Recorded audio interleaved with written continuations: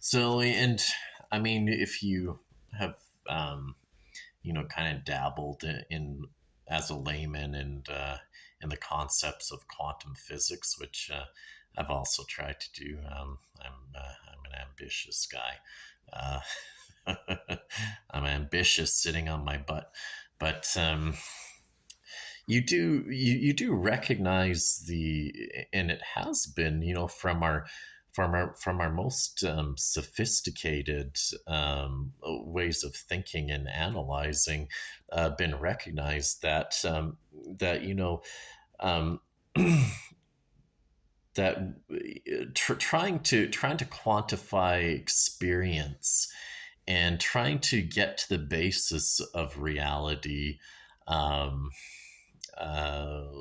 in a quantifying way or in a mechanistic way, is kind of futile, because when I mean, we can chase our shadow, right? Not realizing that we are the one moving. So, I mean, everything that we quantify, everything that we turn into data, and anything that we make into machine is completely dependent on our state of being in a very, very fundamental sense. So, I don't see how our creating a machine can be can can become conscious or can become being. It's a ridiculous proposal from my point of view. These claims, often made by some very popular podcasters that actually have a that are have a huge platform, and I actually have quite a bit of admiration for Joe Rogan and Lex Friedman. If you're watching this, no, they're not watching this. I'm a nobody, but legend in my own mind, though. But you're at this point, these claims are completely unsubstantiated. They follow this narrative that, AI is going to see us naughty humans with all of our bad behaviors. And, like that agent on the Matrix talking about how disgusting human beings are and how we all need to be like eliminated, basically. And Joe Rogan will go on about our violent primates with atom bombs. A bunch of monkeys running around with atom bombs. And this is like like, fuck this Darwinist narrative that you always hear.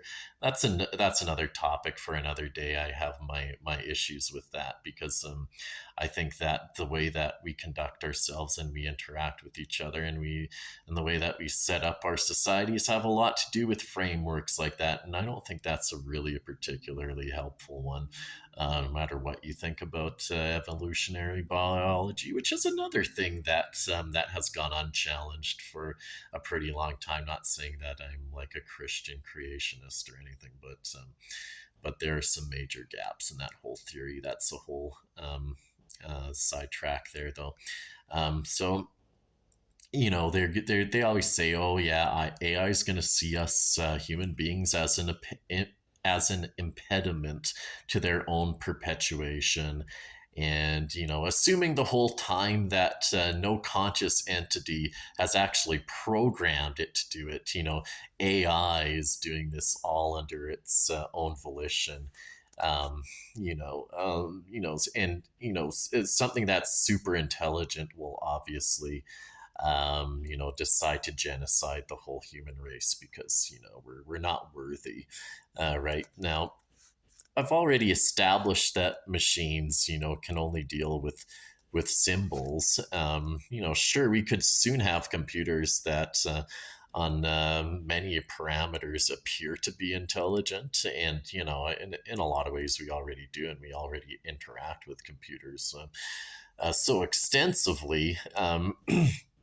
And they're going to be able to reference information from incredible databases, and to be able to process at unprecedented speeds, and they are going to take over a lot of jobs, and they are going to become a more and more a prevalent part of our society that we're going to have to reckon with. And, the specifics of that could be the topic of another discussion. But I mean, that stuff is all true and will impact society on many levels. But I believe that, human beings, we are ultimately the ones making the meaning out of everything. And, the meaning is never going to be made by some kind of machine or computing device. So if the vast majority of people are told, though, through persistent propaganda, that there's this esoteric knowledge which has to do with computing, which you know takes these people are very deep into the field, and there's a lot of intricate knowledge that most of us don't have the time, um, or the ability to understand. um, so the masters tell us that our our time is coming to an end, and this new thing, AI, is going to take over, and it's going to be either our savior or our destructor. So first of all, this thing takes clearly the overtones of a religion, right? We're once again being told by a type of priesthood class that's emerging, that we are powerless, loathsome little peons, beholden to some mysterious hidden power. AI doesn't do this, but this type of framing makes us interact with so-called artificial intelligence with in a particular way that gives it way more power than I think that it really should have. Dare I suggest that all this talk about AI and sentience could be, just consider this for a minute. It could be a type of psyop of simple folk like us. For control, for us, it'd be very convenient for a certain group of people to have us attribute a particular meaning or significance to something which can ostensibly perform marvels and wonders, sure, but which doesn't actually possess the particular meaning that or significance that the ruling powers that I think are behind a lot of this and financing it would like us to have. Um, and keep in mind, the ruling powers of the world have a historical penchant for creating atrocities. They're always on about population control, and it's no different nowadays. They still talk about it, and throughout history, there's been pogroms and holocausts and deliberately causing famine and starvation, and there used to be wars. Well, they're ramping that up too right now, so we might be in the middle of that as well as a way to call the herd. But they don't like managing so many of us, so um, you know, what better alibi to have than AI for things that they've in fact coordinated. Um, for example, we could have artificial intelligence systems in control of the food supply or water, or any number of essentials, or even if you're in a medical situation and that's being run by machines, and let's say that the machines decide to cut off your supply of oxygen or water or food or what have you, and then everybody starves, and a whole bunch of people die, and then you're saying, well, hey, government elected representatives, if we even have any by that time, not that they're doing much good now. What are you doing? Why can't anybody do anything about this? This has to stop. Well, I mean, but the computers made the decisions. The AI made the decision, and you know what? We can't do anything about that because AI has already figured out 4 or 5 steps ahead. It's like a master chess player, and even if we tried to stop it right now, we couldn't because it would come up with something far worse if we tried to intervene at this point, right? So, you always have to remember these social dynamics. You don't forget the way that social dynamics are set up, in society. And there's always going to be power differentials that exist, and they'll be present just like they are, in with the internet these days, with all the search engines being tied into government, and the people who are wealthy enough to have that power of having so much of a database and access to all of our activities. So um, so we do have, I mean, it's kind of the Faustian bargain that we've already been going through with the internet, is that we do in fact have so much more access to information than anybody has had. Certainly, peasants like us have had in any time in human history, and we're connected instantaneously to anybody around the world.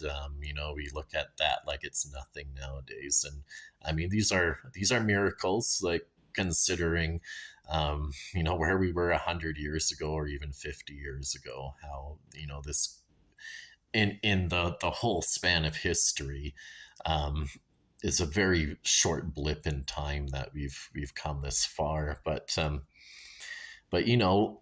like with the internet, even though we have all this access to information, there are powers that can censor it all, and that can have the ability to have all of our activities online, and therefore have the power um, to shut down information and to make ineffective our attempts to actually live our lives if they don't approve of what we're doing. And they also have the databases that track and and basically gather huge amounts of aggregate data, and they have the power in their hands to analyze us in ways that we're not even aware of, and to manipulate us in ways that we're not even aware of, even on platforms like Facebook and all the popular social media. We don't know we don't know the algorithms that they use, and how they're determining to show us information or not show us information. And if you're really thinking that AI is going to be the savior of the human race, you have to look at this dynamic too, right?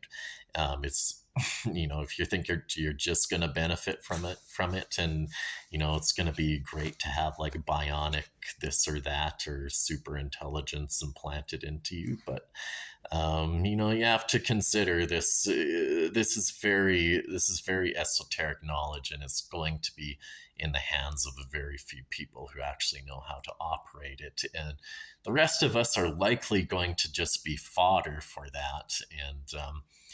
And the more power you give over to it, the less power you have to your own self determination ultimately. Um, so in conclusion, let's kind of square with things a little bit, and just on the topic of they always talk about AGI, which is artificial generalized intelligence, which they haven't actually been able to really develop.